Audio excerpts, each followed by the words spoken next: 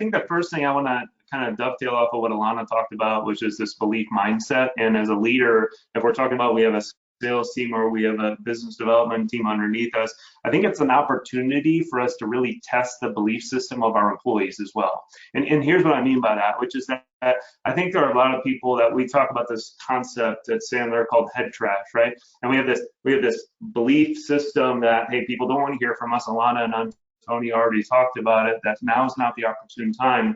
But I firmly believe, first and foremost, if you believe in your product and solution, you really believe that it helps people, it solves problems, whether or not they know they have those problems or not, then you're doing them a disservice if you don't reach out to them in this time of turmoil.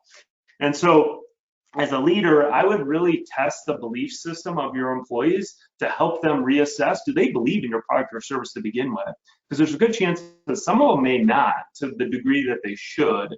And those that really do, those are the people that will perform. So that's the first point. The next point, just is more of just a general leadership concept.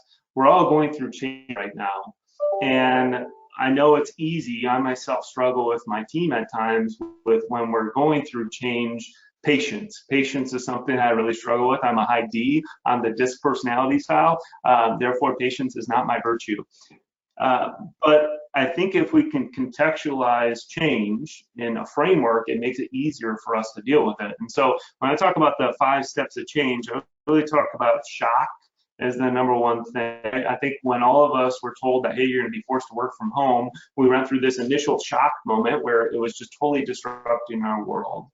Then the next stage is denial. While we're denying that this is happening, it felt really surreal. Then resistance. Well, I don't want to work from home. I'm not going to do that. I don't want to prospect. It's not the right time. Then finally, we get into the exploration phase where we start to think about, okay, how can my world be different? How can I thrive in this environment and not just survive?